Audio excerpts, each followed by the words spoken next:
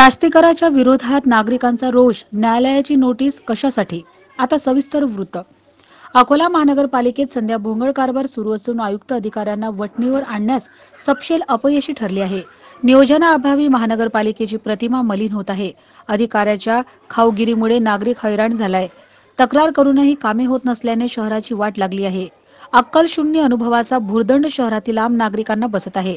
अकोला महानगरपालिकेच्या कर विभागाने सन 2017-18 मध्ये अकोला शहराची तसेच ग्रामीण भागाची कर आकारणी केली असता अव्वाच्या सव्वा वाढ करून नागरिकांना सडो की पडो करून सोडत. यात कहर म्हणजे काळ्या यादीत असलेल्या स्थापत्य कंपनीला असेसमेंटचा करार करून तसेच मेंटेनन्सच्या नावावर प्रतिवर्ष 2-3 कोटी रुपये आजपर्यंत दिले, तेही ठराव न घेता. कमिशनखोरीसाठी जनतेच्या घामाचे पैसे स्थापत्य कंपनीला आजपर्यंत 18 कोटी रुपये दिले. याला सत्ताधारी जबाबदार असल्याने येणाऱ्या महानगरपालिकेच्या निवडणुकीत भारतीय जनता पक्षाला फटका बसण्याची चिन्हे दिसत आहे.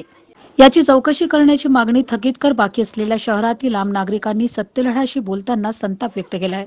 न्यायालयाची नोटीस देऊन थकीत करापोटी आपले म्हणणे सादर करण्यासाठी दिनांक 11 फेब्रुवारी रोजी लोक अदालतीचे आयोजन केले होते. शहरातील जनता न्यायालयात गेली असता तेथे महानगरपालिकेचे प्रतिनिधी उपस्थित होते. प्रकरण न्यायालयात गेल्याने तिथे न्यायालयाचा अधिकार असतो, परंतु तेथे नेमका उलटा प्रकार पाहावयास मिळाला. न्यायालयात हस्तक्षेप करीत महानगरपालिकेतील प्रतिनिधींनी करदात्यांना शास्तीकर माफी नाही होऊ शकत, म्हणून तो तुम्हाला भरावाच लागेल, अन्यथा आपली मालमत्ता जप्त करून कारवाई करण्याची सूतोवाच केल्याने जनता मात्र हवालदिल झाली आहे. प्रकरण जर न्यायालयात गेले तर न्यायमूर्तीने आदेश करायला पाहिजे. असे असताना महानगरपालिकेचे अधिकारी कोणाच्या आदेशाने निर्णय देत असल्याने न्यायव्यवस्थेवर प्रश्नचिन्ह उपस्थित होत आहे. महानगरपालिकेलाच निर्णय घ्यायचा होता तर आम्हाला न्यायालयात का बोलावले, अशी संतप्त प्रतिक्रिया ज्येष्ठ नागरिकांनी व्यक्त केली. यामध्ये महाराष्ट्रातील इतर शहरातील कर कमी असून फक्त अकोला महानगरपालिकेने अवाढव्य कर लाटून जनतेला हवालदिल करून सोडलं आहे. आम्ही शहरातील नागरिकांनी भारतीय जनता पक्षाला सन 2017 मध्ये एक हाती सत्ता दिली असून सत्ताधाऱ्यांनी स्वहित साधत जनतेला रस्त्यावर आणले असून आमच्या रास्त मागण्या आम्ही निवडून दिलेले खासदार संजय धोत्रे, आमदार रणधीर सावरकर तसेच महापौर विजय अग्रवाल यांनी आयुक्तांशी चर्चा करण्यासाठी पुढे यावे असे आवाहन केले. एकच म्हणणं आहे की गोवर्धन शर्माला आम्ही निवडून दिलं, सावरकर साहेबांना निवडून दिलं, त्याच्यानंतर आपलं ते धोत्रे साहेबांना निवडून दिलं, प्रकाश पोरे साहेबांची इथं देशमुख जी आहे त्यांनी याच्यावर हे प्रसारण करावं, शेतीच्या माध्यमातून जे प्रसारण करतं हे प्रसारण करावं की बुवा हे जे लोकांवर अन्याय होऊन आला, जे आपण हे प्रतिनिधी करून आलो लोकांचे, गोवर्धन शर्मा झाले, सावरकर साहेब, आता आमची वेळ आली, आम्ही जे मतदान केलं की नाही त्याचा हिशोब आता द्या. स्टेजवर मी बोलू नाही चालत, तुम्ही या आमच्या वतीनं तुम्ही बोला. हे सगळ्यांना बोलणं मान्य आहे का? मी जे बोलून आलो बरोबर आहे, मी बरोबर बोलून आलो की चुकीचं बोलून आलो? आता तुम्ही मतदान केलं का साहेब? वयस्कर हे ज्येष्ठ नागरिक आहे, यांचा आराप करायचं वय, यांनी मतदान केलं. आता हे आले आपल्याला अधिकार मागितले, एक तर व्याजाची रक्कम करा. यांनी जे मतदान केलं, सावरकर साहेब असो, गोवर्धन शर्मा असो, जेवढे आपले प्रतिनिधी त्यांना मतदान केलं त्यांचा हिशोब यांनी आता यावं. नाही तर मग मतदान आलं की मला मतदान करा, ते आपले कोणाचे विजय अग्रवाल मी मतदान करा, मला मतदान करा, मी आमचे बंगले करतो. पण आता आमच्या मतदानाचा आम्हाला हिशोब द्या ना. आम्हाला हिशोब हे पाहिजे की व्याजाची रक्कम कमी करा, बाकी काहीच नाही. आम्हाला काही घरातले भांडे इकून तुमच्या हे करा आणि तुम्ही मस्त बंगले बांधा असं नाही आहे. तुम्ही घरातले भांडे इकून कर भरता का? नाही भरत. पुरं आयुष्य गेलं या माणसाचं. आता या माणसाचा आराम करायचं आयुष्य आहे, हे लोकांचा आराम करायचा आहे. इकडे या पुढे, तुमच्याकडे पैसे आहेत का? नाही, यांच्याकडे पैसे नाही. आता यांचे टॅक्स किती आला काकाजी तुम्हाला? 43,000 आहे तर तुमच्याकडे पैसे हे म्हणतात कुठून भरा. आता या लोकांचं म्हणणं आहे की घरातले भांडे विका, याचे पैसे भरा आणि हे मस्त बंगले बांधते आणि मतदान करा. शास्ती भी लाऊन रहे, शास्ती लगाने का उनको कोई भी पावर नहीं है. उन्होंने ब्याज की जगह शास्ती शब्द का इस्तेमाल किया. आरबीआई की क्लियर गाइडलाइन है कि कोई भी गवर्नमेंट इंटरप्राइजेस, स्टेट गवर्नमेंट या सेंट्रल गवर्नमेंट की, कोई भी स्टेट गवर्नमेंट या सेंट्रल गवर्नमेंट को पावर नहीं है ब्याज वसूल करने का. दूसरी बात, कोई भी टैक्स जब लगाया जाएगा जब दोनों लोगों की आपस में सहमति होना चाहिए. अगर इन पे टैक्स बढ़ाया है तो इनकी सहमति होना जरूरी है. दो पार्टी अगर तैयार है तो ही वो टैक्स मान्य किया जाएगा. अगर 4,000 का 15,000 टैक्स करना है तो दोनों की सहमति होना जरूरी है. वन साइड जजमेंट नहीं होना चाहिए। और टैक्स का पैसा और ब्याज का पैसा म्यूनसिपालिटी में जा रहा है, सब करप्शन खाते में जा रहा है। और ये लोग सब ये पब्लिक के टैक्स से और पब्लिक के ब्याज से ऐश कर रहे हैं लोग, सरकारी आदमी सभी लोग ऐश कर रहे हैं। अभी सभी म्यूनसिपालिटी के लोग, सभी लीडर लोग के लोगों के पास 500 करोड़ रुपए होगा बगैर कोई काम करे, इनके पास धन बढ़ रहा है। इसका कारण है ये सब करप्शन चालू है। म्यूनसिपालिटी कॉर्पोरेशन बोलो, सभी कॉर्पोरेशन, सभी इंस्टीट्यूट ऑफ गवर्नमेंट में सब करप्शन चालू है और उसमें कोई भी आदमी लड़ने के लिए तयार नाहीतर यापुढे मताची भीक मागण्याकरिता आमच्या दारात येऊ नये अशी ही प्रतिक्रिया व्यक्त केली। आमच्याच घामाच्या पैशातून मौज मजा करतात, मोठे मोठे घर बांधून आपली हौस पूर्ण करतात, आता कोणत्या बिळात जाऊन बसले याचे उत्तर द्यावे अशी ही तंबी दिली। न्यायालयाच्या न्यायमूर्ती महोदय यांनी आयुक्तांनी नोटीस काढली तर आयुक्त कोठे आहे अशी सूचना केल्याने नागरिकांचा राग अनावर होऊन त्यांनी आपला मोर्चा महानगरपालिकेत येऊन आपला रोष व्यक्त केला। आम्ही करदाते आहोत, आमच्या भरोश्यावर महानगरपालिकेला उत्पन्न होते आणि आम्हाला सर्व सोय सुविधा देण्याची महानगरपालिकेची जबाबदारी असल्याने आयुक्त तथा प्रशासक कविता द्विवेदी अपयशी ठरल्या असून शासनाने आपल्या अकोला महानगरपालिका आयुक्तवर कार्याचा भाग म्हणून हक्कभंग ठराव का घेऊ नये अशी मागणी थकीत करदात्यांनी बोलून दाखवली। तसेच महानगरपालिकेने आम्हाला काही सावकारी पद्धतीने पैसे नाही दिले, ज्याला 2% व्याजदर लावत मागणी करत आहे। आम्ही शहराचे मालक आहोत, लोकप्रतिनिधी आमचे गुलाम असून थकीत शास्तीबाबत निर्णय नाही झाल्यास येणाऱ्या निवडणुकीत आम्ही आमची ताकद दाखवून देऊ अशी संतप्त प्रतिक्रिया आजच्या मोर्चात दिसल्याची चर्चा शहरात होत आहे। येणाऱ्या काळात थकबाकीवर आयुक्त तथा प्रशासक काय निर्णय घेतात याकडे सर्व शहरातील नागरिकांचे लक्ष लागले आहे। महानगरपालिका अकोल्याची टॅक्स पावती याच्यामध्ये काय दिलेलं आहे, याच्यामध्ये एक पाणी पट्टी कर व जल लाभ कर 1 नंबर, नंतर याच्यात विशेष पाणीपट्टी कर म्हणजे एकाच पाण्यावर 2 वेळा कर घेतल्या जाते। हे मी नाही सांगत, हा यायचा नगर परिषदचा कागदच बोलते की एका पाण्यावर 2 वेळा कर, 3 वेळा नळाचं वेगळं घेतलं आहे। आणि याच्यामध्ये काय म्हटलेलं आहे विशेष पाणीपट्टी कर।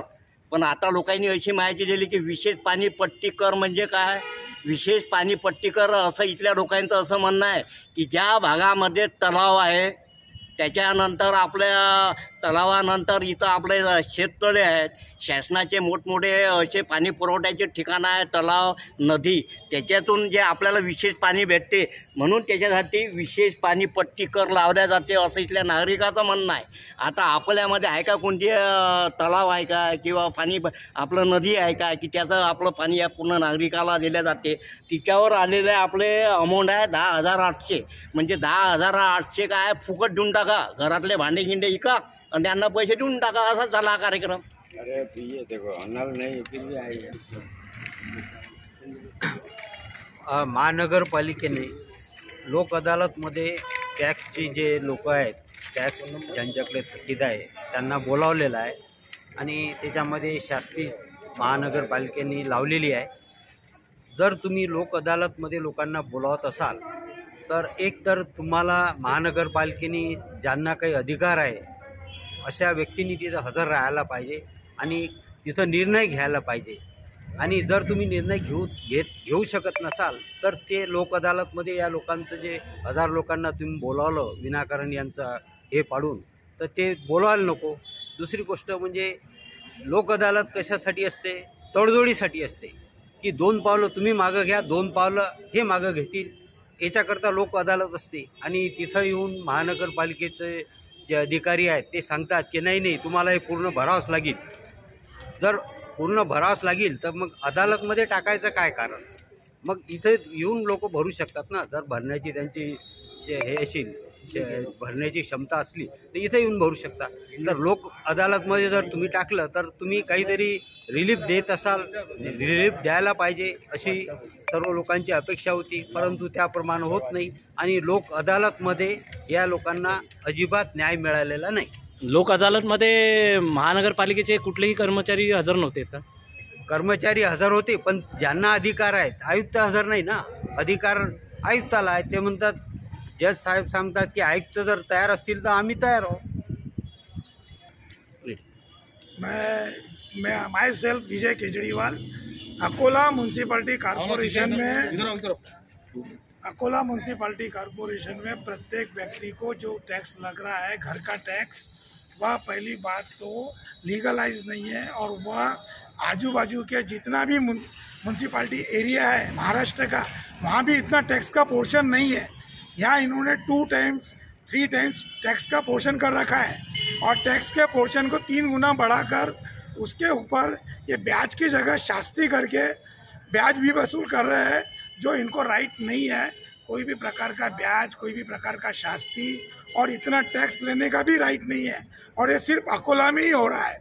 और अकोला में सभी जो मकान होल्डर हैं उन लोगों को मानसिक त्रास दिया जा रहा है। आज इन्होंने स्वर्ण संधि करके कोर्ट में सभी लोगों को बुलाया था, सभी लोगों को नोटिस दिया था, और वहाँ भी इन्होंने कोई भी प्रकार का जजमेंट और कोई भी प्रकार की बात किसी भी व्यक्ति की सुने नहीं गई है।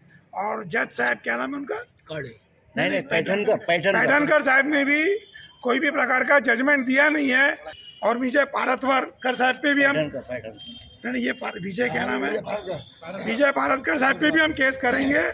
वो लोगों को जमा करके, लोगों का टाइम पास करके, लोगों को बेवकूफ़ बना के एक प्रकार का बेड़ावा कर रहे हैं, और वो भी म्यूनसिपालिटी के कोर्ट की फी बचाने के लिए उन्होंने ये स्वर्ण संधि करके लोगों को भ्रमित कर रहे हैं, लोगों को मिसगाइड कर रहे हैं, लोगों के साधे बनकर ये लोग फायदा उठा रहे हैं। इन लोगों को सीट पर बैठने का कोई भी प्रकार का अधिकार नहीं है। जो पब्लिक की बात सुनते नहीं है उनको सीट पर बैठने का कोई भी अधिकार नहीं है। और हमारा सभी लोग कहना है कि कोई भी प्रकार की शास्ति ना लिए जाए, और टैक्स में 3 किस्ता दिया जाए, और किसको ज़्यादा टैक्स लगा है उसको कम किया जाए तुरंत, और पूरे महाराष्ट्र का कॉमन कैटेगरी का एक टैक्स का ढांचा बनाया जाए पूरा महाराष्ट्र का।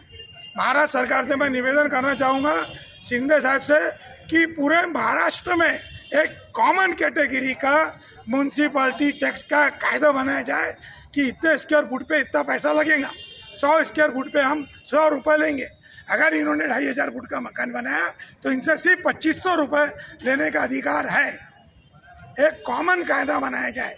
अकोला में ज़्यादा, अमरावती में कम, नागपुर में कम, नासिक में ज़्यादा, अहमदनगर में कम, ये वाला जो डिस्क्रिमिनेशन है ये नहीं होना चाहिए। ये स्ट्रक्चर चेंज और ये कॉमन स्ट्रक्चर करो।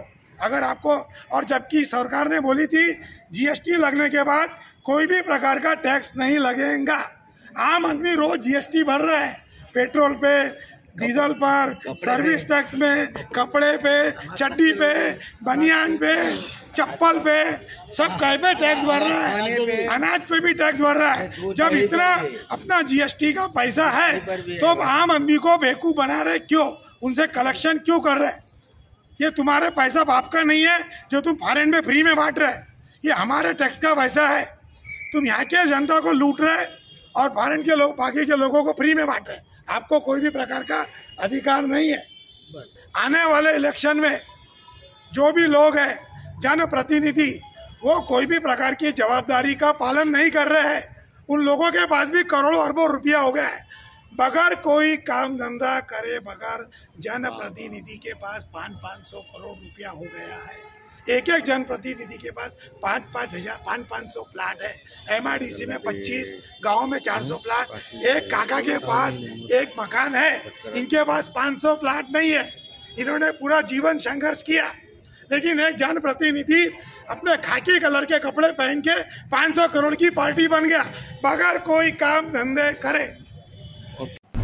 जिल्ह्यातील सत्यलढ्याच्या महत्त्वपूर्ण घडामोडी पाहण्यासाठी आपले Satyaladha YouTube news channel subscribe करा, बेल आयकॉनला क्लिक करा आणि रहा सदैव अपडेट। जाहिराती व बातम्यांकरिता संपर्क संपादक सतीश देशमुख 9970321817।